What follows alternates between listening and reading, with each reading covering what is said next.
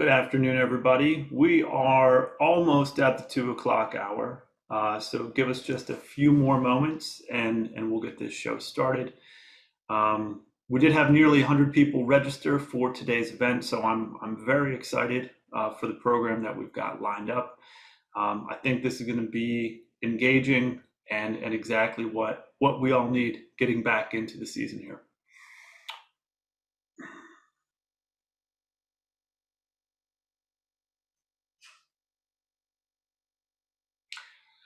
So that's 2 o'clock on my end. Thank you for your patience. My name is Jesse Arnold with Aqua Conscience. I'm extremely excited to have everybody here today. For those who I haven't had a chance to meet, this program came about as part of my experience at AOAP earlier this year.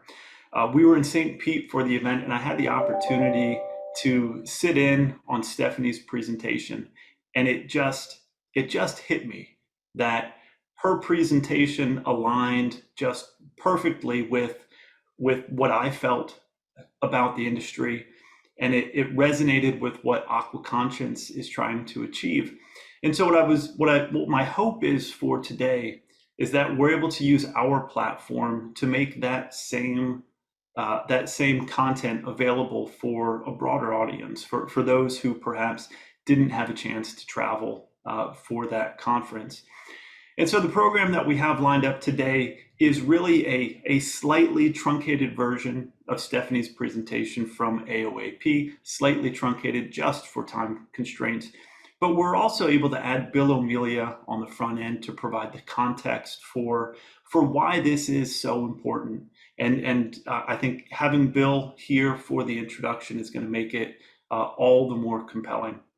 On the tail end of the presentation, we have Maria Bella from Aqua Conscience. Maria Bella has developed some technology that aligns with what Stephanie's going to be sharing with us here today. And so it really is an all-star lineup about setting your lifeguards up for success. I have 2 slides to go through before we hand this over to Bill to get started, so stay with me here for just a moment.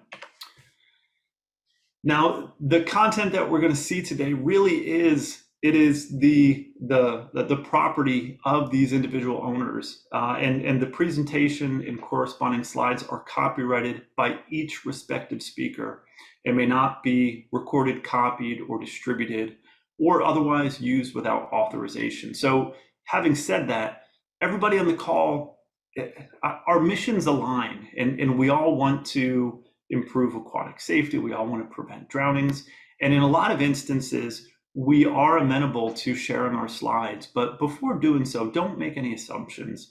Reach out to the individual speaker if there's a slide, if there's an image, if there's a graphic that would lend well to one of your in-services, and ask. I think in many instances we'll be able and willing to share the content, but just make sure that we ask first. And also, we may be able to offer a recording of this presentation after the fact, so keep your eyes open for that as well. The lineup of speakers that we have today, we're going to open with Bill O'Melia. We have Stephanie Shook from American Red Cross, as we mentioned, and then also Maria Bella from Aqua Conscience.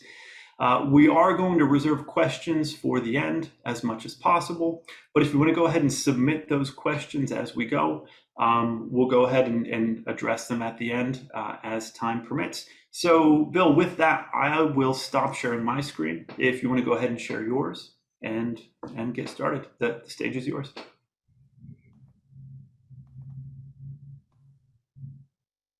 Thank you, Jesse. I appreciate it. So to give you a little bit of my background, I live in Centennial, Colorado, just south of downtown Denver. I've been married to my wife, Melissa, for 27 years. And Melissa and I have 3 boys, Drennan Peter, 24, Quinn William, 21, and Sean Patrick, 18. With all of you in the aquatics industry, I think there's some important statistics that you need to know to understand the implications of what you do and why you do it, and just what role you play in this whole thing. So according to the World Health Organization, Drowning is the third leading cause of unintentional injury death worldwide, accounting for 7% of all injury-related death. In 2019, there were an estimated 236 annual drowning deaths worldwide. Those global estimates may significantly underestimate the actual public health problem related to drowning. Children, males, and individuals with increased access to water are most at risk of drowning. So in the United States, on average, 10 people on average die every day right here in the US. That's 3,500 individuals annually die from drowning. That's over 38,500 in 11 years since Drennan drowned. Non-fatal drownings are anywhere from 4 to 8 times greater than fatal drownings. I used 5 as the multiplier here. That's another 192,500 individuals since the time that Drennan drowned have had non-fatal drowning incidents. And some of those non-fatal drownings lead the victim to have severe problems that last for the remainder of their life. So 231,000 individuals have been involved in the drowning process since Drennan drowned 11 years ago. Here's some good news. From 2009 to March 12th of 2022, there have been only 503 drownings in guarded situations, according to Total Aquatic Programming. And most of those drownings occurred in open water venues such as lakes and oceans. So that's 2% of all the drownings, all the drowning fatalities in that time period. So swimming near a vigilant, well-trained, properly positioned lifeguard gives a potential drowning victim one of the best chances for survival if they start that drowning process. So vigilant, well-trained, well-positioned lifeguards do work. In May of 2014, we were invited to speak for the very first time to 250 to 300 lifeguards of the Highlands Ranch Community Association. We initially chose to speak to lifeguards because we felt that they were in the best position to make that immediate impact day in and day out at an aquatics venue. Many of the lifeguards that originally heard Drennan's story have gone on to college or other careers, and many more that we'll hear a story in the future will turn over every 2 to 3 years. And because of this, we know that our mission regarding raising lifeguard awareness is ongoing. Drennan's Dreams feels that there's another group that can make a more longer lasting impact. And that group is you, management. And when I speak about management, I'm not just speaking about the aquatic supervisors. I'm speaking about the owners of a facility or the board of directors at the top, general managers or facilities management, all the way through the chain of command to that lifeguard supervisor. All are integral to a successful lifeguard team and safe aquatics environments. Before we go much further, I'd like to show you guys a brief video.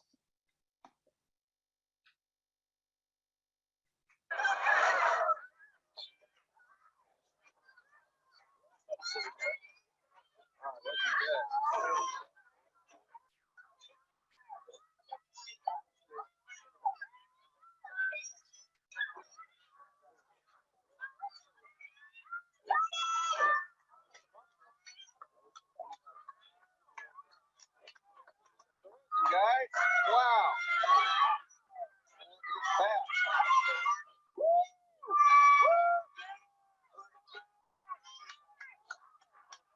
Relay. All right. So the video you just watched was shot on June 5th, 2010, as my oldest son, Drennan, who had just started his 7th summer of competitive swimming, swung the anchor leg on the medley relay. The very next day, June 6, 2010, we dropped Drennan off at a private birthday party. He was pulled unconscious from the shallow end of the pool. The day Drennan was most in need of surveillance, he went unnoticed for at least 5 minutes and probably closer to 10 minutes before being discovered by the fellow child swimmers. So what happened? Or to give you a little idea, a little background about Drennan. He was a smart, outgoing, athletic, and caring young man. He was involved in Brain Bowl, chess, and Scrabble clubs, and he sang in multiple youth choirs. Drennan went to Washington, D.C. with the Junior National Youth Leadership Conference. He was an avid golfer who professed to have shot par on our par 3 course just 3 days before he drowned. He was a starting quarterback, defensive end, and punter on his youth tackle football team. Drennan was a center on his basketball team. He swam the anchor leg on both relays, and he qualified for all-stars in all 3 of his swimming events just the day before he drowned. On one family vacation, I watched as Drennan dove down over and over again, 20 to 25 feet in the open ocean off the coast of Maui to observe sea turtles. I never thought in a million years that this child would die from drowning, yet it happened.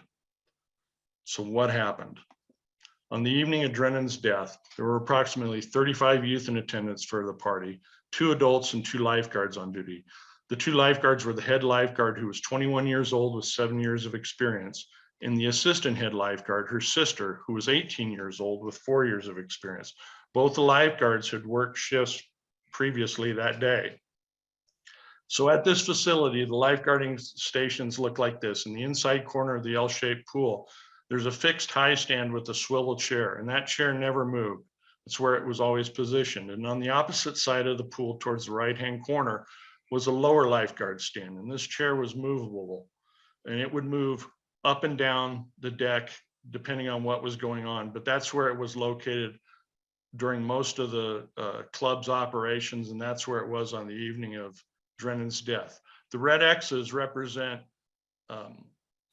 recommended stations for lifeguards in this shaped pool, according to the American Red Cross. So here's what we know took place based on statements. At around 7 p.m., just before 7 p.m., Drennan and his mom parked in the parking lot. They walked through the side entrance gate, walked past the shallow end of the pool, in between the wading pool and the regular pool, and walked up to the patio cover on the left-hand side of the clubhouse, close to the diving boards there. Drennan's mom talked to the parents. Drennan said hello, put his stuff down, and headed off towards the diving boards. He spent about 10 minutes with another boy going off the diving boards, and they were throwing a tennis ball to each other, playing catch. The next place Drennan was seen was hanging out on the pool wall, the shallow end pool wall on the right-hand side of the pool there, hanging out, and they're greeting party guests as they enter through that side gate. The last place Drennan was seen was with a different group of boys in the shallow end. And they're playing on a large flotation device, a large raft in the shallow end. And they're playing a game called King of the Hill.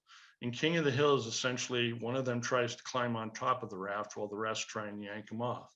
And despite several witnesses to this, both lifeguards later said that no horseplay was taking place on that evening. So at around 7:30 p.m., 3 girls are playing with a beach ball in a triangular shaped formation in the shallow end. And one of the girls hits the beach ball over the other girl's head. And as she goes to retrieve it in the area just to the left of that lower lifeguard stand, she notices a boy underwater with his back slightly tilted up against the pool wall where it starts to go vertical, and he wasn't moving. She then calls one of the other girls over. She goes under and sees that his skin's purple and blue, and he's still not moving. They then call a boy over from further over the shallow end. He comes under, sees that things aren't right. He grabs Drennan and begins to lift him out of the water, essentially beginning the rescue. All of this took place without recognition of the swimmer in distress from the 2 trained lifeguards on duty. So all the kids that knew what was taking place began yelling for the lifeguard. The boy took Drennan in his arms and he started to move towards the only lifeguard he could see, the lifeguard in the high stand on the far side of the pool. So all the kids start yelling for the lifeguard, and the lifeguard in the high stand, she yells for her sister, who is down near that lifeguard, inside that lifeguard shack, or at the picnic table right near that shack. It was never clearly determined where she was. So the lifeguard in the high stand,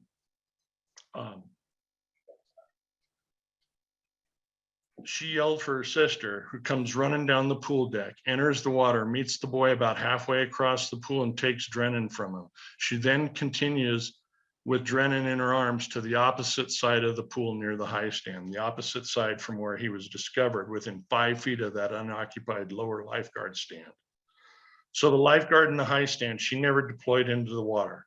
She blew her whistle to alert the fellow child swimmers, climbed down out of the stand, herded all the kids inside the clubhouse, and then she called 911. The time of the 911 call was 7:33 p.m., approximately 3 minutes and 12 seconds after Drennan was first discovered. In the 911 call, the 911 operator asks the lifeguard if there's an AED on site, and she says, no, not here, I don't think so, even though it was 20 to 30 feet away from where she was making the call in plain sight. That AED was never attempted to be used, and the assistant lifeguard who made the call never returned to help with CPR until after the paramedics were on scene, thus leaving the other lifeguard to perform CPR with an untrained individual. The paramedics were dispatched at 7:34 p.m. and arrived on scene within 4 minutes. Drennan was transported to the nearest hospital, and after fighting for an hour and 45 minutes, his heart gave out for the final time, and our beautiful boy became a fatal drowning statistic at 9:17 p.m., June 6, 2010. So the subsequent autopsy and coroner's report found that Drennan had died from accidental drowning. There was no trauma, head injury, or underlying medical condition. The EKG performed at the hospital reflected no long QT. And after years of cellular studies on Drennan's heart at the Mayo Clinic in Rochester, Minnesota, no heart abnormalities have been detected. The medical evidence supports that Drennan simply drowned. So it wasn't long after Drennan drowned that we began to realize that things didn't take place properly up at the country club. Evidence began to come out. And my wife and I consulted an attorney, and eventually we filed a claim against the country club, the general manager, and both lifeguards with the insurance carrier. And that claim was denied for several years, and it finally led to a trial in October of 2013. And what I'm going to share with you next is what we learned at trial. So we know that the head lifeguard was in the high stand from approximately 6:58 p.m. until about 7:28 p.m. Her sister, the assistant head lifeguard, was in or near that lifeguard shed while a second lower lifeguard stand went unoccupied. So around 7:28 p.m., the assistant lifeguard, she walks behind the diving blocks around the diving boards to stands at the base of the high stand. She surveys the pool while the head lifeguard climbs down out of the stand. The assistant lifeguard climbs up, and then the head lifeguard, she heads back to that shack following the same path of travel. Neither one of them walked around the other end of the pool past the low lifeguard stand where Drennan was unconscious under the water. So neither lifeguard observed Drennan under the water, and they didn't observe the initial rescue taking place. So Dr. Jerome Modell, a leading expert in the pathophysiology of drowning, testified that Drennan was submerged for at least 5 minutes and probably closer to 10 minutes before being rescued. Dr. Modell based this time frame on the medical evidence: pulmonary and cerebral edema, irreversible cardiac arrest, the weight of the fluid in the lungs, and the length of time it takes for the drowning process to occur. So Dr. Modell stated that if the time of submersion to retrieval exceeds 3 to 4.5 minutes, the victim will suffer cardiac arrest, as happened in this case. If retrieval and resuscitative measures are performed in less than 3 minutes, the vast majority of such victims do survive, and they survive normally with follow-up care. Once 5 minutes has expired from the onset of submersion until retrieval and appropriate resuscitative measures are performed, less than half of such victims can be retrieved, can be resuscitated, and many of them have at least some element of residual brain damage. Once 10 minutes has expired, in less than 10% can an effective heartbeat be obtained, and virtually all of those victims have devastating hypoxic brain damage. The coroner's autopsy report revealed that Drennan would have fallen into the latter category. Dr. Modell's testimony was never rebutted by anybody from the medical profession at trial. So it sounds like a bad day for the lifeguards, right? In October of 2013, a jury in Arapahoe County, Colorado saw things a little differently. There was a 6-day trial, 7 if you count jury selection. And when the trial ended, the jury returned a verdict finding the country club, the general manager, and both lifeguards responsible for Drennan's death. And as part of that verdict, they had to assign blame. They had to assign responsibility for that drowning death. And this is what they determined. They determined that the country club or the corporation was 65% responsible, The general manager was 25% responsible. The head lifeguard 6% responsible, and the assistant head lifeguard 4% responsible. 90% of responsibility was delegated to upper management. That's why this presentation is not just for aquatic supervisors. So we went back to court for a reckless hearing in December of 2013 on December 9th. And reckless in a civil trial is akin to manslaughter. And the main factor in reckless is that the defendant knew that their actions were dangerous to those around them, or if they didn't know, they should have known that their actions were dangerous. The judge ruled on the reckless and found in our favor against all 4 defendants. That verdict was never entered. We were headed towards years of appeals and other court proceedings, and we reached an agreement. We had 2 other boys at home. We reached an agreement and we ended it right there. So that verdict was never officially entered. People in facilities have been criminally charged in drowning cases, and there's one such case in South Lake, Texas, where Elise Cerami, a 13-year-old competitive swimmer, drowned during practice, and one of the coaches tasked with watching her lanes was criminally charged and found guilty. So it can and does happen. So I think we can all agree that a properly managed aquatics environment is a source of fun, exercise, educational opportunity to teach swimming lessons, and it's a revenue stream for a facility by drawing in patrons or members. Conversely, a mismanaged aquatics environment can become a dangerous environment where possible incident outcomes are non-fatal drownings with no injuries, non-fatal drownings with injuries that can last the victim the remainder of their life, and a fatal drowning. Humans do not have the ability to breathe underwater, and therefore water is inherently dangerous to us. This is not to say that we shouldn't enjoy the water. I mean, the earth is covered by 2/3 water. So we need to respect it and work together to minimize the risks involved. These photos were sent to me by a friend of ours. And in the first photo on the left, the lifeguard appears to be sleeping. About 10 minutes later, the second photo was sent to me and she wakes up and she gets on her cell phone and opens a bag of potato chips. You guys have the choice. She made a conscious choice here to conduct her activities this way. And you guys have the same choices. You can choose to,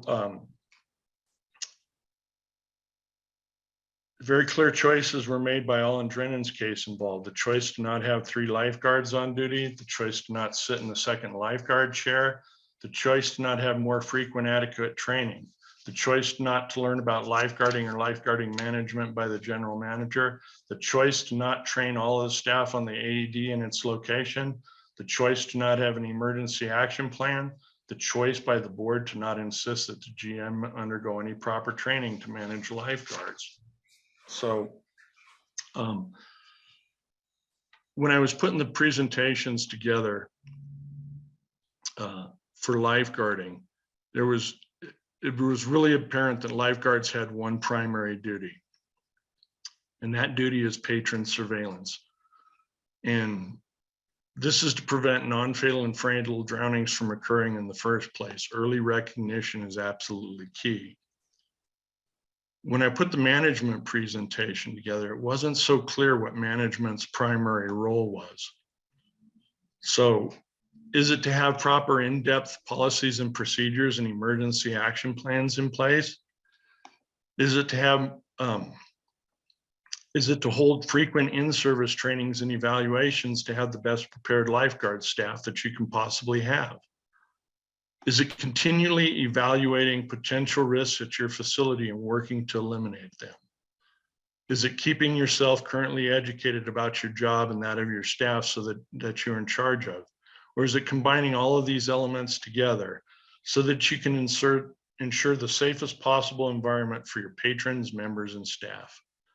I frequently ask lifeguards at your facility, what is an acceptable amount of time for someone to remain unconscious, unnoticed in the water? Is it 1 minute? Is it 2 minutes? Is it 3 minutes? Is it 4 minutes? Is it 5 minutes? I asked that question in that manner because Drennan was underwater for at least 5 minutes before the kids discovered him. If your acceptable amount of time is less than 1 minute, make sure that you have the proper staff, processes, and training in place to achieve that. It's incumbent upon you as aquatics directors and management that you know what's taking place with your operations such that you are providing a safe facility for all. I have shown you that if a fatal drowning incident occurs, no one gets to distance themselves from responsibility.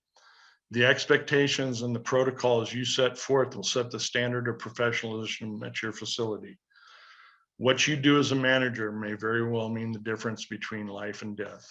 Drowning is preventable. And with that, I'm going to turn it over to Stephanie.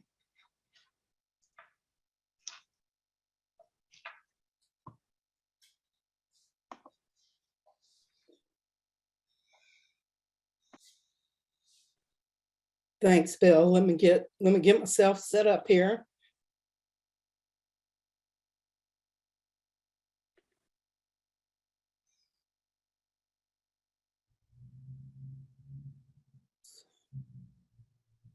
Let me move this down. We've been talking about this pesky thing being in the way here. So I appreciate that, Bill. That story never, I've heard it a bunch of times. It never gets any easier to hear. And I just want to thank you on behalf of so many people for being willing to share it and for being willing to continue to keep that story front and center for us. It always, I think I speak for everybody when I say, when we hear it, it makes us want to be better aquatic professionals and to do the best that we can do. So thank you very much for that. And so what I'm going to cover today is hopefully tools and resources that you can use to set your lifeguards up for success. And I think Bill started this off importantly with letting us know why this is so important. So we're going to talk, what I'm going to talk about today is going to include zone visibility challenges, things that hamper our lifeguards' ability to see what they're supposed to see. We're going to talk about zone evaluations and tools, specifically as it relates to visibility, but also as it relates to response times. Then we're going to wind up talking about some lifeguard performance tools and then some in-service training options for covering surveillance topics. And as Bill talked about, something that's very important here is that 90% of the responsibility is on upper management here. So that's so critical. While only 10% in this case was the people that were on site trying to respond here. So facility management is ultimately responsible for the positioning, staffing, and training of the lifeguards. So it's really important that we all understand what are the benchmarks, what are the standards that we would be held to if an incident happened.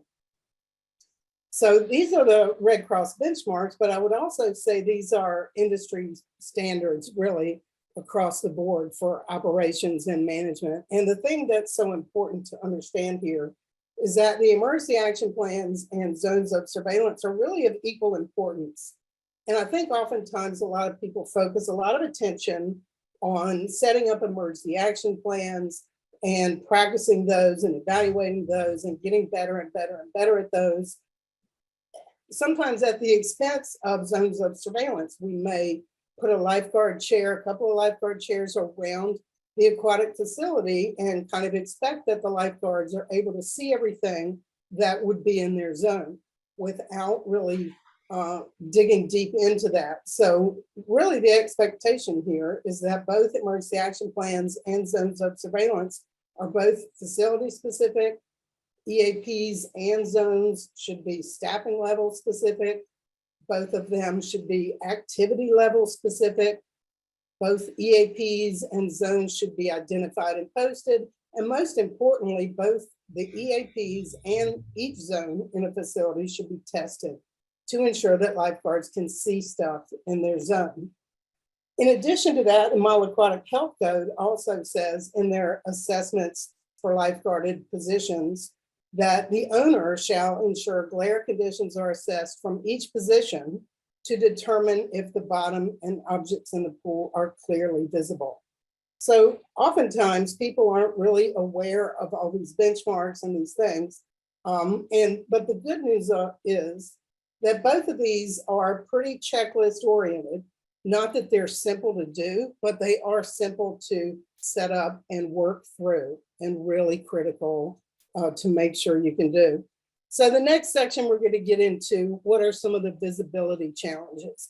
And these next couple of photos come from a study related to the height of the lifeguard station based on what the lifeguard can see or not.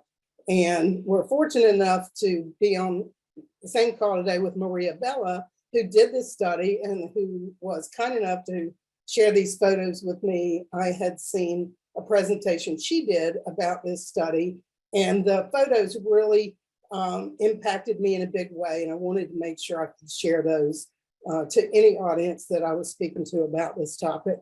So what she did was they set up 3 cameras on a vertical, one at 2 feet 5 inches high, one at 6 feet high, and one at 8 feet high, the average height of different lifeguard stations. And so each camera was able to take the same picture at the same exact time and then compare what you can see here.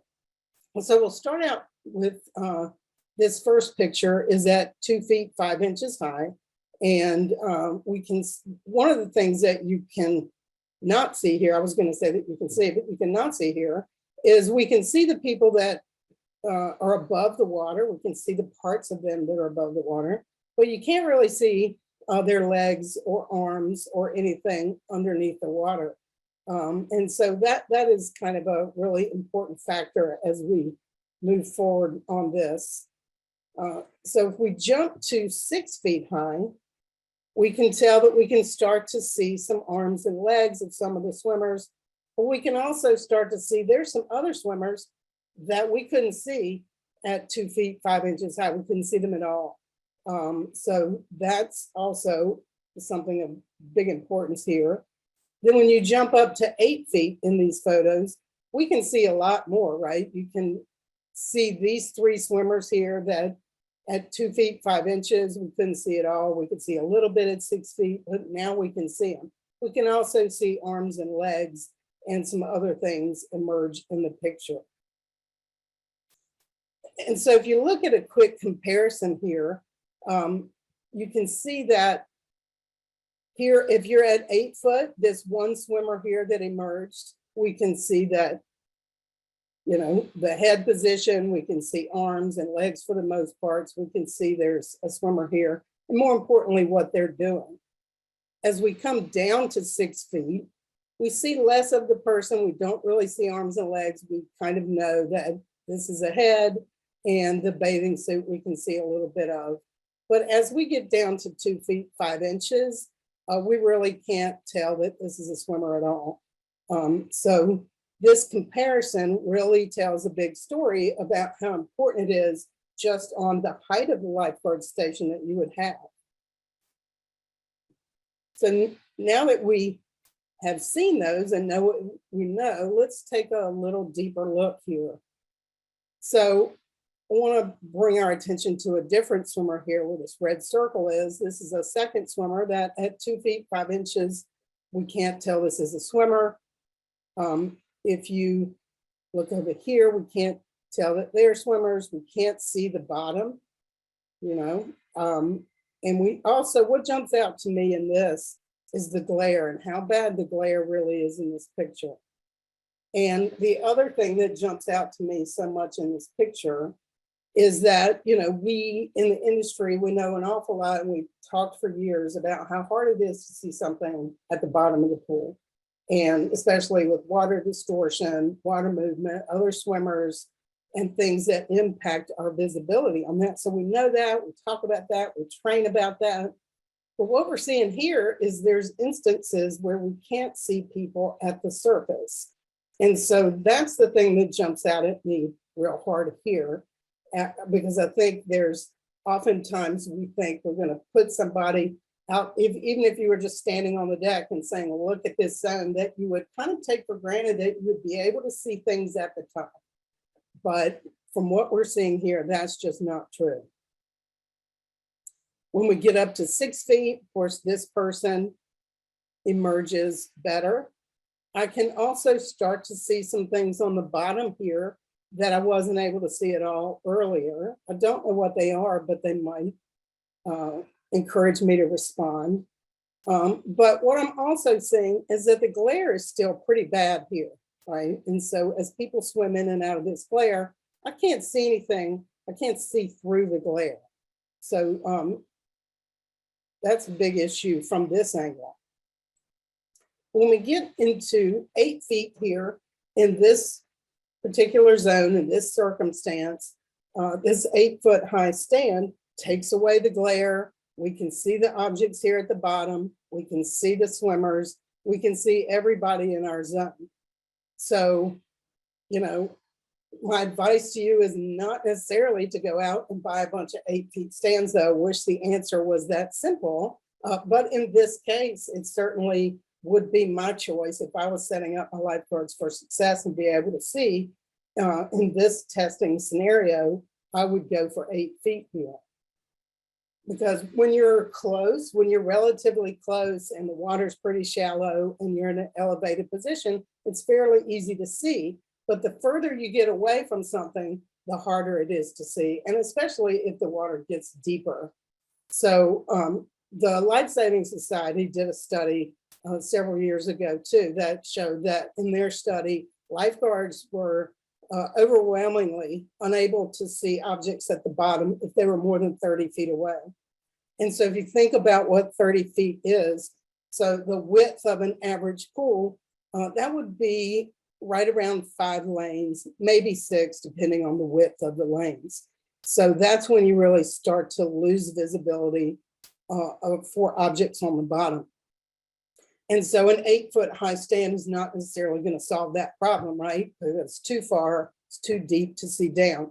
In this situation here, we can see people at the surface. Again, they're kind of above the surface because they're on kickboards, so we can see them a little better.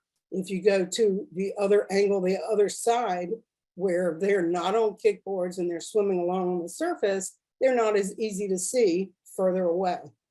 Some other barriers to a situation like this for visibility as well. There's a lifeguard stand right here, right above these starting blocks here that might have some shared responsibility for part of this zone here. Of course, the starting blocks and the covers and the backstroke flags and some of these things, we know in theory that they create barriers to be able to see in blind spots. And that's why testing is so important. So in a situation like this, if that guard was guarding here, some options might be to test again, removing these covers, and or if that didn't work, you know, making the decision to not have these blocks up unless they were actually being used, so it could increase visibility. So testing when these barriers are in place are so critical. Other barriers that are more common as well, partial divider walls and features, big floating features like this. So you can see here, I mean, lifeguards are not able to see through walls, and we know that, except in some circumstances, you'll still see people set up this way. Because they can see beyond the wall, but all along this side right here would be a total blind spot for anybody that's on this side of things. This situation, this is just a small snapshot of this pool. So they do have guards properly stationed on and around that you can't see here. This is just an example of barriers that are often seen at pools. So what does all that mean? The pictures that I showed you in the study and the information, it means that the lifeguard placement in a zone matters a lot. It means that the size of a zone matters a lot. The depths within a zone matter a lot. The activity within a zone matters a lot. The objects in a zone matters a lot. The lighting really matters a lot with the glare, and turbulence of a zone really matters a lot. So when we start to talk about verifying your zones and verifying what lifeguards can see, it's not just testing that lifeguard stand in that station in that one spot, you know, for an average activity. You would need to test for all the variations that happen within that zone. So fortunately, there are multiple tools that you can use to help you work through this. And what I'm going to cover today, these are the tools in the American Red Cross program that you can use. And these are available for those of you that are Red Cross instructors on the Red Cross Learning Center under course materials. You can go down, scroll down and see we have testing templates as well as all the instructions. So if this is somewhat new to you, know that you can access this information there. So we have three main tools, but the first two work together in combination to test the zone. So the ask drills and the lifeguard station response time testing. And these two, when they're combined, help you verify the zone.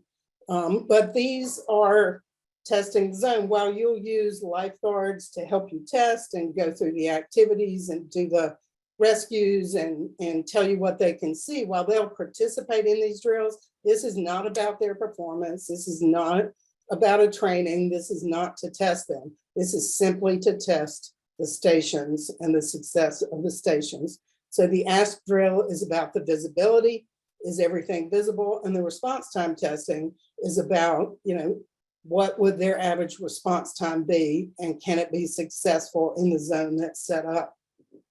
This third one, the testing lifeguard performance, you can use live action drills to train and test your staff while they're on duty. So those are the three tools. So let's start going through the ask drill for visibility.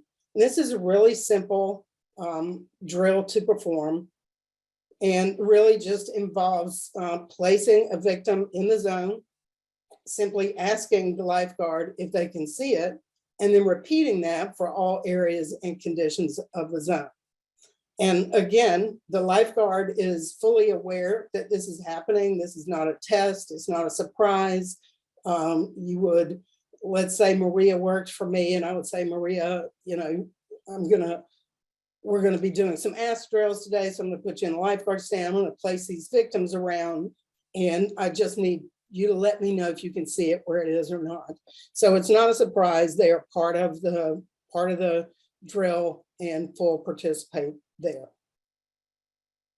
So this would be a sample diagram for you to set up if you began to test your zones. So this would be an example of one zone. So you would set up a diagram for each zone that you would test, and you could either draw up a diagram or take a photo, or probably both, and put the lifeguard station where it normally belongs, where you want to test and verify.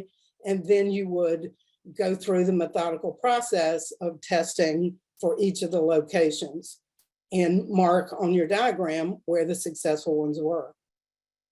So the B in this diagram stands for bottom. So these would be submerged objects. And then the S stands for surface. So these would be victims that are drowning on the surface. And then the M stands for middle, for if you had people that were sinking down or struggling to come back up. So you would simply go through this. This is one in process, and you would need to fill in some of these areas here as you went forward doing your testing. So how often would you do these? You would do these initially, right? And I know that many of us don't get to start out at a new facility at the beginning.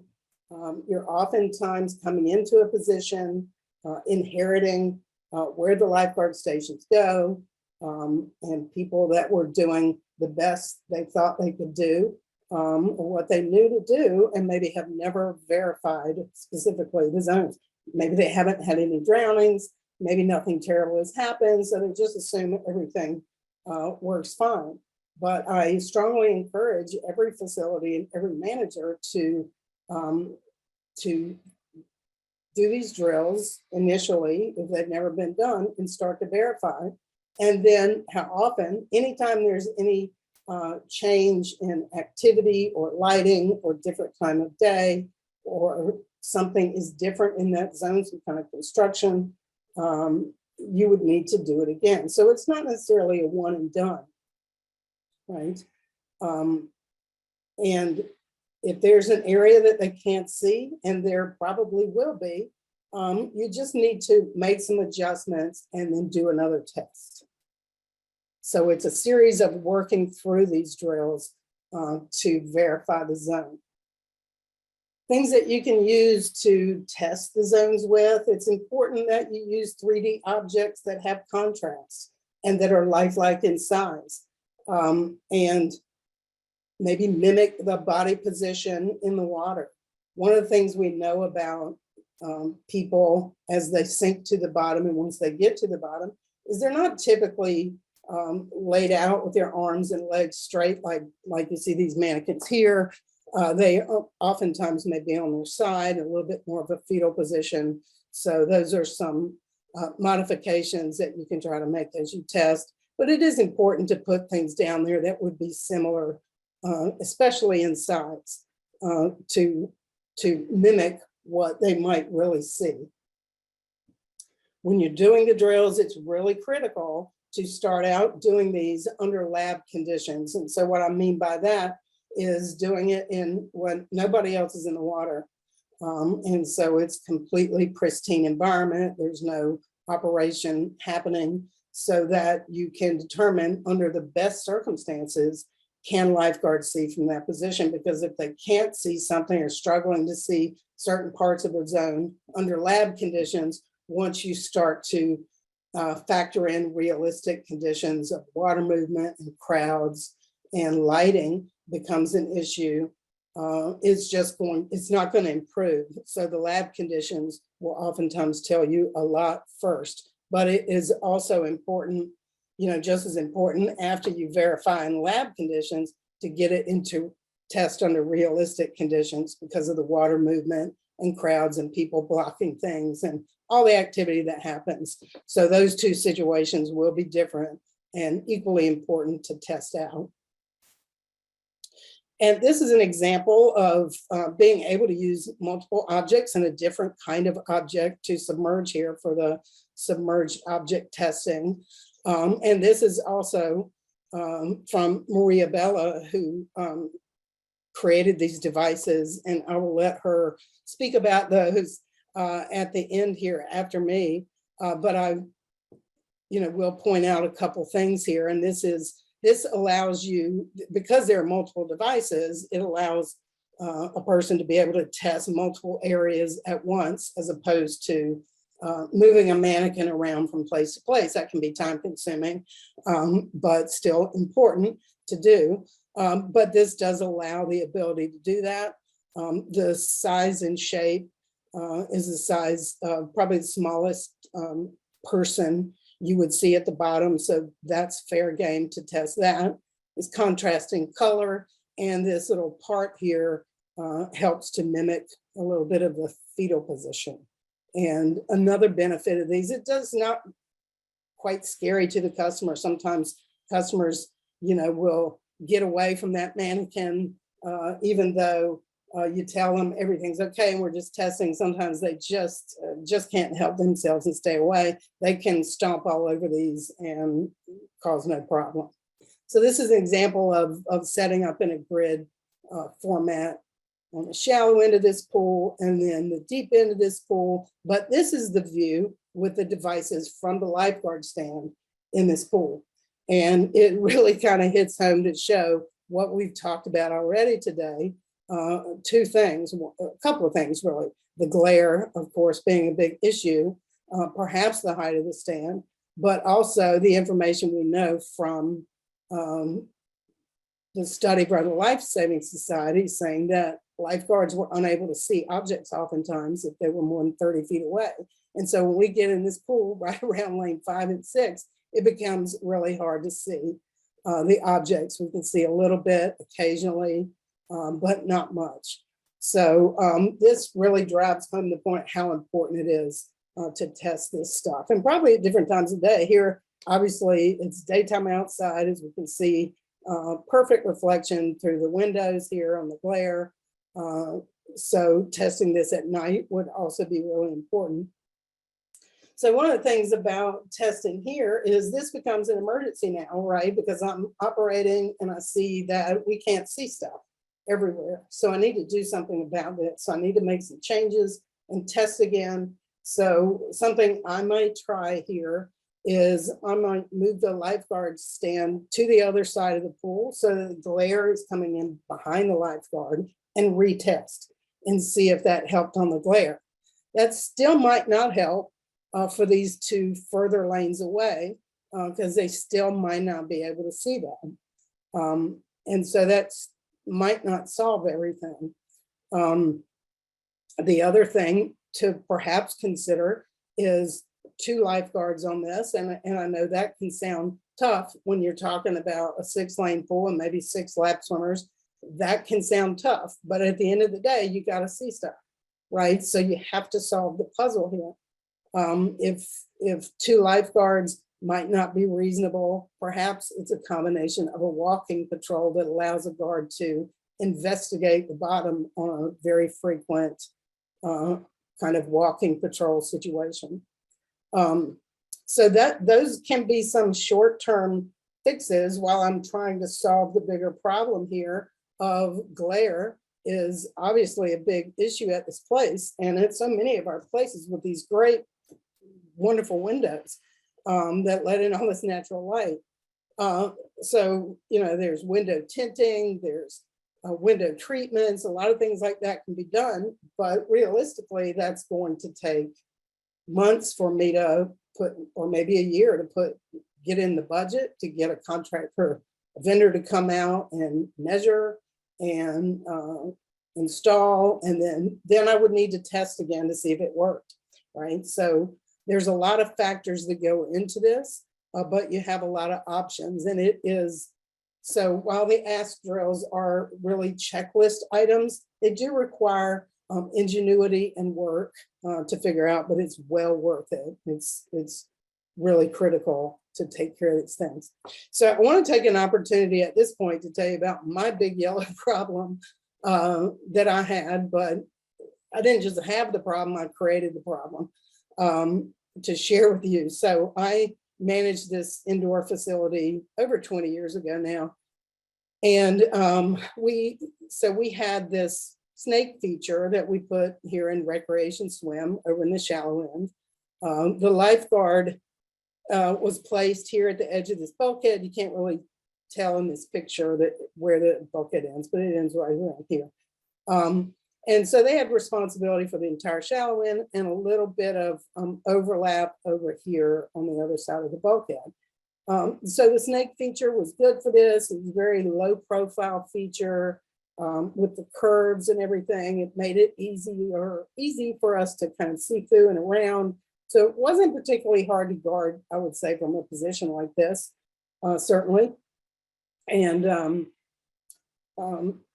but as time went by, the snake, the snake started shedding its skin, and so it needed to be replaced. And so we got the opportunity to work with a vendor and design our own floating feature to replace this.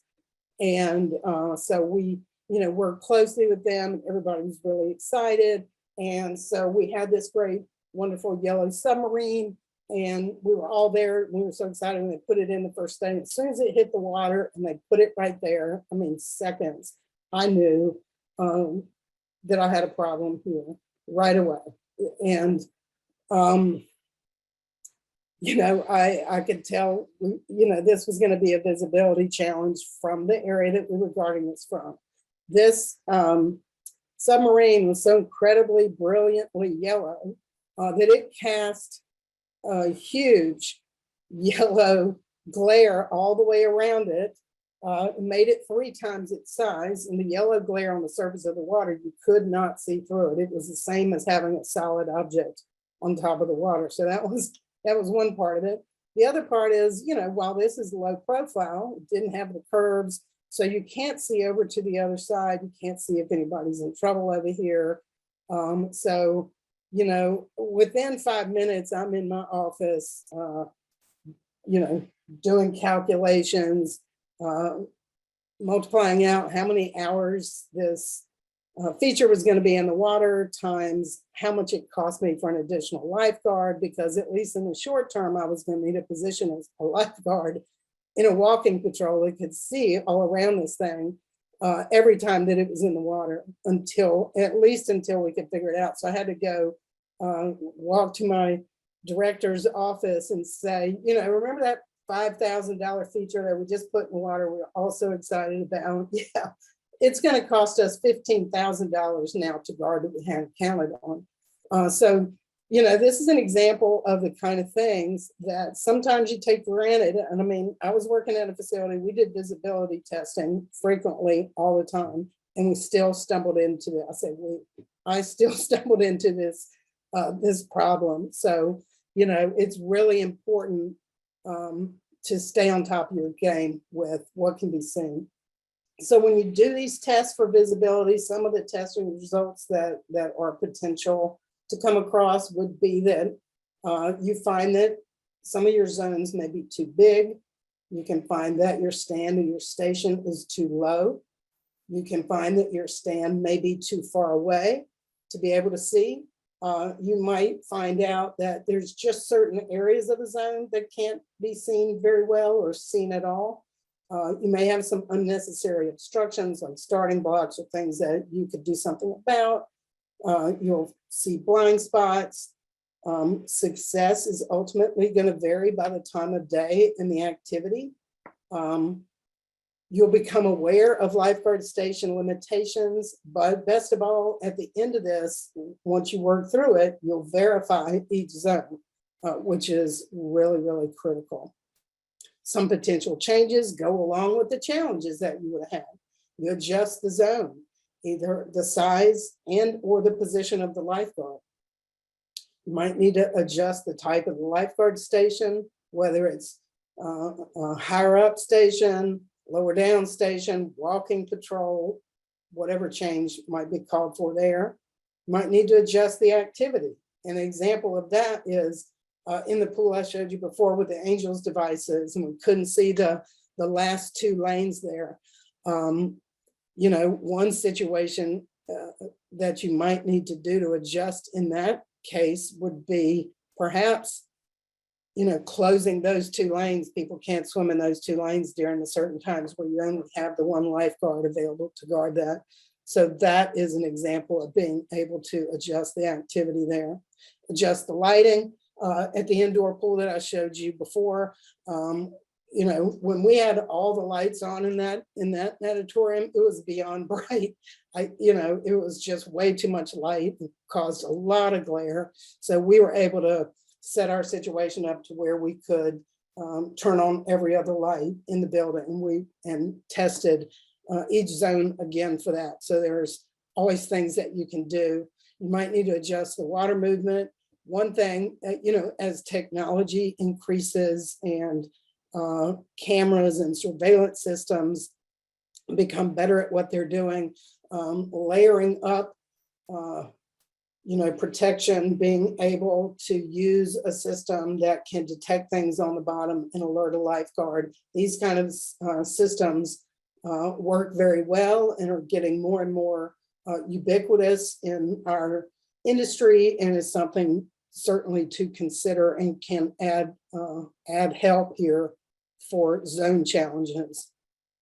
And then you may come across situations where you can do additional staff training and testing. So that was the visibility side of things. So that's a very critical part of things, right? If you can't see it, there's nothing you can do about it. And so you got to make sure that part is taken care of. The other part of the zone that's so important is the response time. And so this is really trying to test if, in a best case scenario, if any given lifeguard can respond to the farthest part of the zone, connect up with your whoever would be supporting them in a rescue emergency, and be able to get that person out of the water and start care by giving 2 ventilations within a certain time frame.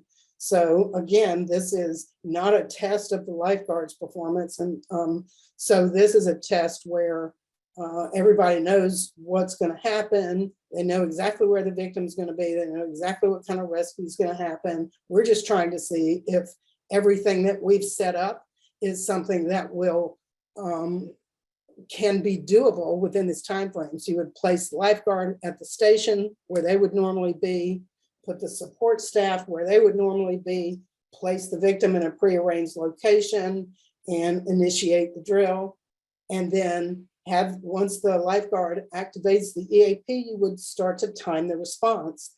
And you would stop timing once they had removed the person and given them 2 ventilations. So that's kind of the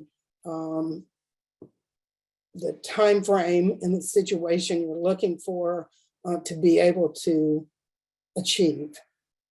Common changes when this happens, when you do this testing, is the first one is oftentimes adjusting the zone. Sometimes the zone is too big for this to happen, or the backup personnel is not in a good place to connect quickly enough with the appropriate equipment to make this happen. Sometimes there's not enough equipment. If there's one backboard and it's kept way far away, it may be harder and slower for whoever the backup person is to grab that and travel with it all the way to wherever the situation is and be able to respond in that way. So these are the common changes that take place that help you meet your goal of being able to respond in a tight time frame. And so those verified your zones. Now we're looking at how do you train and test your staff. So there are live action drills that you can do that the lifeguard does not know is going to happen at that time. They do know in advance that live action drills can happen at any time when they're on duty and they're supposed to respond to them. So they know in that way, but they don't know when it's getting ready to happen. So these can be done during operating hours. These can also be done at in-service training. If you have, let's say, a 2-hour in-service training that's in the water, and you pull somebody out of in-service training to always be in the lifeguard stand, you can rotate people every 15 minutes or whatever. And if they are aware that, you know, live action drills, it's fair game during in-service training as well, occasionally have a situation that is a live action drill. So those are 2 ways that you can really get into the testing of your lifeguards. So you would conduct a surprise victim drop during normal operations. So you would drop a victim in, you know, mixture of submerged objects and live victims at the top of the water, active victims, observe and evaluate. So you would time them, and once the victim is in place, you would start timing, and the goal would be that they should recognize and respond within 30 seconds. If that doesn't happen, then you take a look at why that didn't happen. And so oftentimes you can determine why that was. And so it really is a helpful tool for the lifeguards. It's not meant to be punitive. It's not meant to write people up. You may come across some unintended consequences of that, but it really is to give them the opportunity to perform in the real world, because most lifeguards probably will never have a rescue, or certainly something very serious. So they don't really get to flex that muscle, if you will, and see if they can do it and gain that confidence, if you will, to know that they could. So that's really important. Another tool that you can use to help assess your lifeguards, you can, you know, do assessment, visual assessments on your lifeguards. You can do this internally. You can use a third-party external service. The Red Cross has a Red Cross Examiner service. A lot of other training providers also have auditing services. And some regions have third-party companies that aren't necessarily affiliated with certification training companies, but they are available to do auditing and such. So it's a real, and a lot of facilities I know do both of these. So it's important to do both and find it very, very helpful. So an example of some competencies that you might be looking at if you were evaluating staff, doing a visual audit if you were, you know, is to set up a form like this. And they're either doing it or not. There's not a lot of in between here, right? So one of the items is maintaining posture. They're staying alert, attentive, and focused. They're using tactics for scanning challenges, scanning the zone continuously, scanning from point to point. You see them moving their head.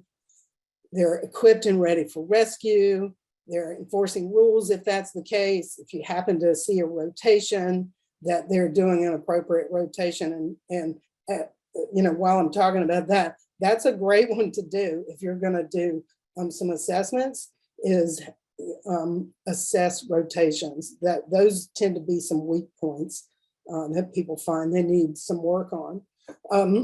So one way of doing this, you can just, you know, visually look and fill out an evaluation form. It is helpful to videotape these so that the lifeguard can see themselves, because it's one thing, you know, if you're telling them and telling them and telling them, evaluating it, checking it off, you know, that has some value, but if they can see it themselves, it probably, you know, hits home a lot more. They can see the areas, what it means when you say, hey, you did a great job on your scan. They can see what that means as it relates to them. One word of caution about this, though, doing visual audits is, and maybe only doing these, is that this only tells us if they look like they were doing well. If they look like they were doing these things, a lifeguard can be moving their head, they can be, you know, scanning around, but maybe they're daydreaming and worried and thinking about something else, so they're not seeing what they're looking around at. So that's why a combination of this kind of drill and the live action drills really do help kind of bring the whole formula together, because again, this is just, do they look like they're doing it? So I gave you a lot of information about all this testing and all this stuff to do. And I'm well aware, having done all this testing myself for years and years, that there are perceived barriers to this, right? There's, you know, we're fine. This is nice to have. Thank you for this webinar. It was great. But, you know, we really don't have time. We're fine. Nothing has happened, or we're able to do a lot of rescues. We're fine. This is great. Thanks a lot. Or, oh my God, I'm going to need to schedule more staff. We've got 8-lane pool. We've got one guard. You know, they can't see everything in the corner. So I'm going to have to do that. It's going to cost budget. It's going to cost money. It's going to be a lot of work to fix this or that, perhaps. I could fear that maybe I'm not going to get any support from my supervisors to be able to make the changes. So nothing's going to be done. So why do I want to find out all this bad news and I can't do anything about it? You know, or my patrons are going to be upset if they see us doing all these things and we're doing drills and testing and we've got these mannequins around. And, you know, there's not one of these that has not gone through my mind as an operator before. But I say to you, you know, you got to push through.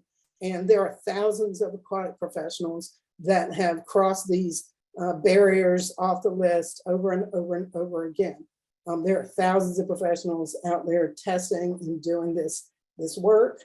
And I would say that the work and the tools and the documentation of the test and the benchmarks, those are tools for you to communicate to people that might not understand what you're responsible to do. They might not understand why you need what you need, why you're wanting to close 2 lanes, why you want to buy a different stand, why why you're having to do what you do. So these tests and documentation of all that is there to help you communicate that and to people to help you get what you need and solve your problems.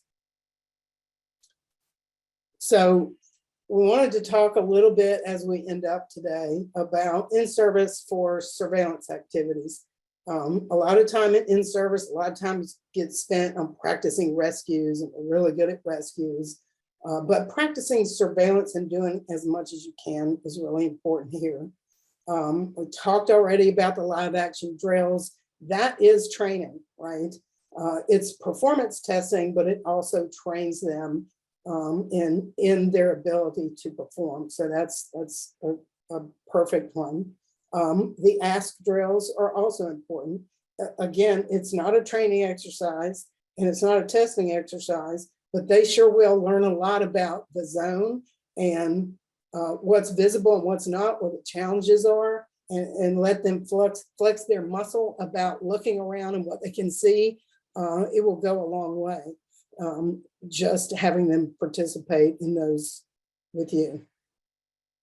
Having them do some zone diagram scenarios, draw up some different pools, ask them to play some stands. Why do they think they should be there? Have them analyze some things, really getting their mind into what the challenges might be, how to set things up for success themselves. That's always a good activity. The big one I want to focus on today is orientation training and training. So being able to film from the guard stand. You know, oftentimes it used to be that, you know, and probably still is, the first time that a lifeguard ever guards the first day at your facility, the first day they work there, maybe the first time in each one of those zones. They've never had the opportunity to look around and see what they can see. They've never had the opportunity to kind of evaluate and strategize and think about how they might scan that zone. We just kind of assume that because we say scan from point to point, do this, do this, do this, that they're going to be good at this and this is all going to work and come together. And I think we know that it probably doesn't. So being able to, you know, film from the point of view of the lifeguard from that station, you could even get a GoPro and maybe do some of the scanning movement, but you could also just kind of do a little bit of a static screen so they have time to look around, and maybe you've got some exercises and activities that are a part of that training exercise that allows them to think about and strategize. It also ties into the last one here about vigilance voice. A colleague of mine, Terry Smith, developed this years ago, where she sat like right behind her lifeguards and had them scan and had them say out loud what they were noticing, what they were seeing, and you know, that let her know also what they weren't seeing. And what they weren't focused in on. She could ask them questions about it. So it's kind of like guided discussion, where if you do a guided discussion, you can learn as much from the person you're having a guided discussion with about what they understand about what, you know, what you expect and what they're seeing and doing. So those are some great tools right there to use to be able to do some in-service training activities. Also, Pete DeQuincy has a YouTube channel where he has set up several different scenarios on using a 360-degree camera. So somebody can put on a virtual reality headset, or they can do it on a computer and get some experience looking around the zones. It's a really good tool. And if you just, you can Google Pete DeQuincy YouTube channel and come right to it. So I'll wind up today, you know, just reminding you where some of these tools and resources live in terms of the Red Cross and what's available here. We've got the benchmarks listed in the manuals and in the participant manual, in the instructor manual, and in the lifeguard management course. So those are available to kind of pull out and make sure everybody understands. We've got the zone testing templates I was telling you about on the Red Cross Learning Center. There's the lifeguard management online course that also includes a supplement manual, an aquatic assessment tool, as well as a sample facility checklist. We've also got the Red Cross Aquatic Examiner Service. And thank you to Bill and Amelia. We also have a couple of our segments, Not on Your Watch video segments, which feature Bill sharing Drennan's story. We have those for lifeguards and for lifeguard management. And then technology that's up and coming, including videos, simulations, and games related to that. So, you know, my hope is that you're able to take this information today and make it a priority, if you haven't already, to go out and verify these things. If you have any questions, please feel free to reach out and I'll be glad to direct you. And so for that, I'm going to turn it over to Maria Bella. Thanks, Stephanie. So hopefully you're seeing the mannequins on the screen. So typically this is what we have used to test and verify our lifeguard zones. And I've been in the aquatics industry for more than 40 years. I could not agree any more with Stephanie on this point than I do. We absolutely need to test. We need to verify that our lifeguards are properly positioned so that they can do their job. The problem with this is, of course, our patrons, especially children, can find these lifelike tools disturbing. We need three-dimensional tools. There's no question about that. They need to be contrasting color, but they can be very disturbing for patrons to see. And this is a good example of what Stephanie was talking about. Here we have a mannequin in the water where that red circle is. We've asked the patrons to continue to use the pool as they normally would, and they don't want to be anywhere near this mannequin. So we end up doing testing that we can't rely upon. It's not valid scientific testing when we can't get real world conditions, as Stephanie said. So some facilities have tried to overcome this problem by doing their testing in off hours with maybe a dozen lifeguards attempting to replicate the turbulence and obstructions created by hundreds of patrons. Other facilities will do their testing out of season, perhaps testing in February, when the pool's only open from Memorial Day to Labor Day. And when testing is done in that way, the results are not reliable, and it can end up causing lifeguards to be assigned zones that are too large or be positioned in stands that are too low to allow adequate visibility when scanning. Now, we know as aquatic professionals that refraction can cause submerged bodies to break apart. That's why we teach lifeguards to look for blotches or anomalies at the bottom of the pool while scanning. So what that means is our testing devices do not need to be lifelike in shape. We don't have to use something that disturbs our patrons, but they do need to be lifelike in size. Since the smallest person likely to drown in a public pool is a toddler who's momentarily gotten away from their parent, and I know because of investigations that I've done into drowning incidents that sometimes when children go through the drowning process and they stop struggling, they'll tuck into a fetal position. And that's how they're found either under the surface of the water or at the bottom of the pool.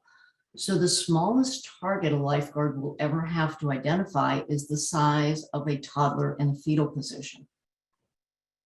So I ended up developing targets that are anthropometrically representative of that toddler in the fetal position, length, width, and height, but they don't look like a submerged child. And you can see the Timmy doll here, the mannequin that we use to represent a toddler, and it's tucked into a fetal position.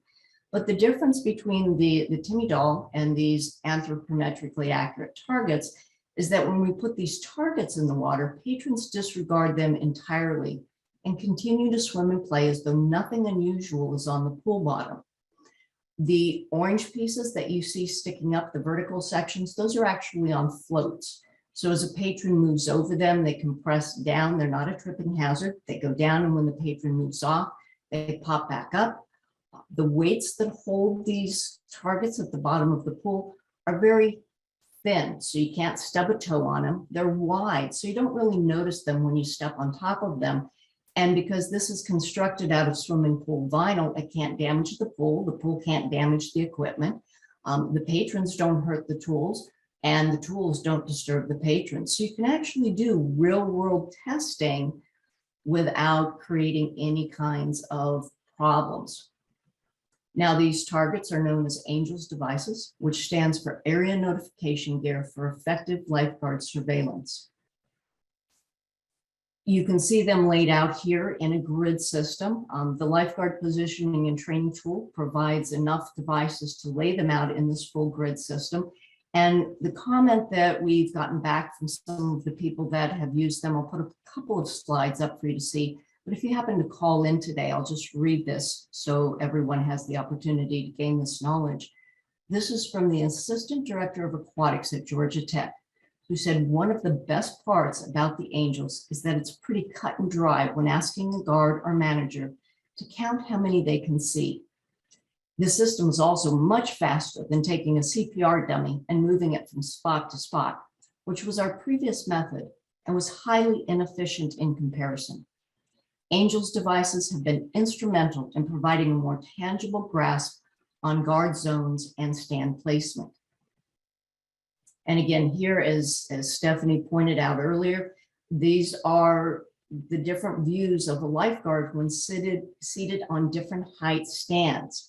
So looking out from low stand all the way up to the high stand, certainly we want the lifeguards to have the angle of view that allows their eyes to gather enough data for their brain to accurately analyze. That means we have to position our lifeguards so they can see below the surface of the water. They're not interfered with by glare, and they have the opportunity to see arms and legs and determine if a patron is playing or struggling and needs to be rescued.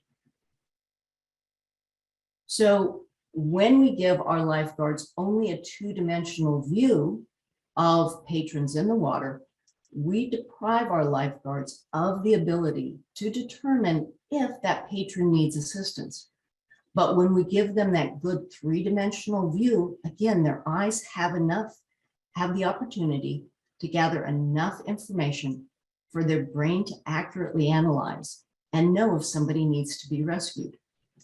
Now, the nice thing about Angels devices is we can put them in the pool, and when a lifeguard can identify the Angels device in 3 dimensions, we know that they're also going to be able to then see clearly beneath the surface of the water and identify a patron who needs to be rescued. For many years, we've told our lifeguards, if you don't know, go. But a lot of times, lifeguards will not perform a rescue if they're unable to recognize a drowning occurring. So we need to test, and we need to position our lifeguards where they do have the opportunity to know, so they will go and make that rescue when necessary.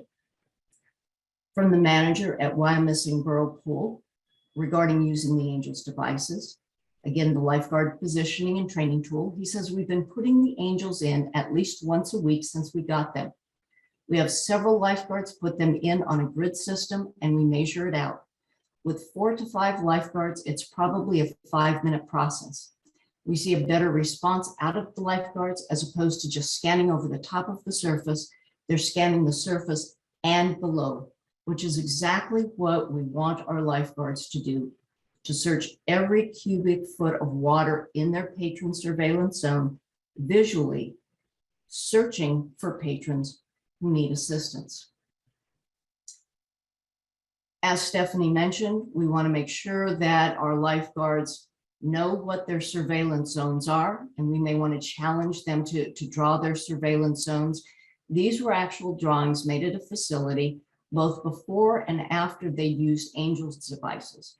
They had a drawing up in their lifeguard office that identified what the zones were supposed to be. But when we asked them to draw the zones, as you can see in the top 2 images, the lifeguards weren't consistent in identifying what their actual surveillance zones were from chair to station to station. So they weren't scanning in the way that they should have been. But after using the Angels devices, because they would put them in one zone at a time, you can see in the drawings at the bottom that it made a big impact. And the lifeguards knew what their zones were, knew what they were supposed to be scanning. And because scanning with the Angels devices and identifying the ones that can be seen in 3 dimensions, and doing that over and over again as part of the training and part of the in-service practice, actually helps to develop muscle memory. And when we take the Angels devices out of the swimming pool, we saw that the lifeguards consistently scan in a thorough manner their zone where they could identify patrons in distress if they needed to. So we found that Angels devices end up being a very simple solution, which makes it much easier for lifeguard supervisors to validate surveillance zones and make it easy for upper management to train lifeguards to search every cubic foot of water consistently. So I'll turn this back over to Jesse if there's some questions. Great.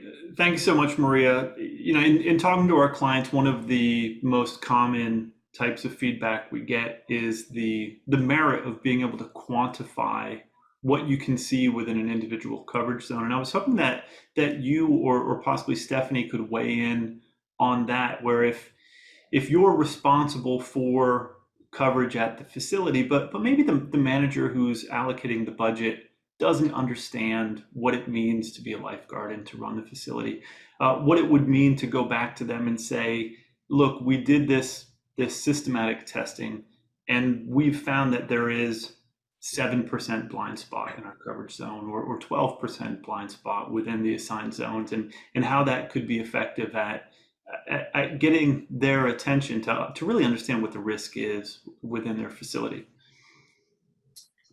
So I'll be happy to answer that and then turn it over to Stephanie. One of the things that we found with using the Angels devices is because upper management will often be there during the testing, they can see with their own eyes, or in the case of where the zone's too big, they can see that, wow, the Angels device isn't visible in 3 dimensions.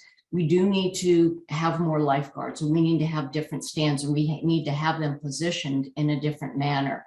And they can see that again under real world conditions. And I found boards of directors who before didn't have the budget to properly staff the aquatic facility, all of a sudden come up with the budget for more staff, better lifeguard stands, whatever the case may be. And also just commenting on something else that Stephanie said, you know, using the Angels devices takes away another challenge, that challenge of the patrons not liking the testing going on because of mannequins. And again, I've been in the industry for a long time. Been there, done that, had to hide the mannequins away from the public because they find them really disturbing. But when we went out and we were testing using the Angels devices in all different types of facilities, we found that the patrons really liked it because they would ask, what are you doing? The Angels devices didn't bother them. We'd tell them what we were doing and why we were doing it. And they got very excited about it and really appreciated the fact that the lifeguard zones were being confirmed, they were being tested, they were being validated. It just made them feel better about the pool that they were swimming at and having their children swim at. Thank you, Maria.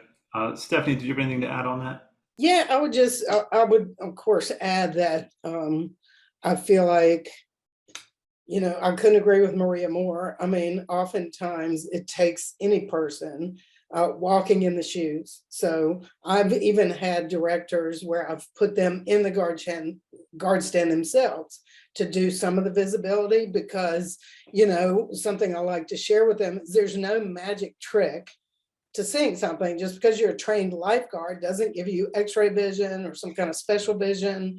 You know, there is no trick to it. There is the knowledge, you know, how to look and how to scan and what you're looking for, but there's no special vision. So anybody should be able to get up and see these things, right? If you're not able to do that, certainly having benchmarks from your training organization that say this is what's expected, and they have to be verified, and here's the template, and here's how you do it, and being able to maybe even document it on video or something. But those are tools for you to document and communicate with people that don't get it, and to have you know, have some weight behind it. In other words, you know, this is the Red Cross, or this is Ellison, this is Starguard, whoever you're with that is making these requirements for us. And this is also what it says in the Model Aquatic Health Code, which is an industry best practice. And so, you know, putting together a little bit of a package of communication is so critical. Thank you, Stephanie. Now, we did have a question that came in that's probably directed toward you, Stephanie, if you can stay on the line with us here for another moment. Carla is asking if the Red Cross is moving toward a recommendation of Angels devices rather than mannequins or silhouettes for lifeguard training. And maybe you can talk about how those two devices both exist within a program. Yeah, I mean, what the Red Cross doesn't necessarily recommend certain products necessarily. What our program states is you need to verify the zone. So you need to use objects that can be submerged and victims that are along the top. And so, you know, what we see when we look out is we see mannequins, we see, you know, products coming online throughout the industry that makes sense for this kind of testing. Angels devices being one of those. So those are tools to achieve the goals. Mm-hmm. Absolutely, and the Angels are just one more tool in order to ensure the safety of your facility. Maria, one last question for you. I was hoping you could provide a little bit of insight on the merits of the auditor's kit, which we offer, which is a set of 7 Angels, as opposed to the LPTT, which is a 35 Angel kit, and how a facility would go about choosing which one is the right solution for them. Sure. So let me start by saying that the auditor's kit came about as a request by an organization that goes from facility to facility to facility to validate lifeguard zones, and they needed a simple way to move these devices around. It's intended only to test the perimeter of the lifeguard zone. So it's 7 Angels devices, and it's only perimeter check. If there are glare issues within the perimeter, the Angels devices are going to have to be moved around to test that. The lifeguard positioning and training tool is a set of 35 Angels devices, and it does a lot more in that. Again, it allows you to set up one time on a grid system for a zone, each time in a zone, and then test the zone under different loading and lighting conditions. It also allows you to train your lifeguards to consistently search every cubic foot of water following a grid system. And we know from studies in other industries, including the military, that the most effective way to search is following a grid system. While using the Angels devices in the lifeguard positioning and training tool, again, develops that muscle memory during in-service training, so that then when you take the Angels devices out of the pool, the lifeguards are still scanning their entire patron surveillance zone in a consistent manner. So we want to make sure that they're properly positioned, but then we've also got to make sure that they're scanning every cubic foot of water within their zone, and the lifeguard positioning and training tools helps develop that skill set. Great. Wonderful. Maria, thank you so much for explaining that. I know that is one of the more common questions that we get. We are pushing the limit of our time here, so I wanted to take a moment and thank Bill for sharing his story, Stephanie for being with us here today, and Maria, of course, your expertise as it relates to safety as well as these products.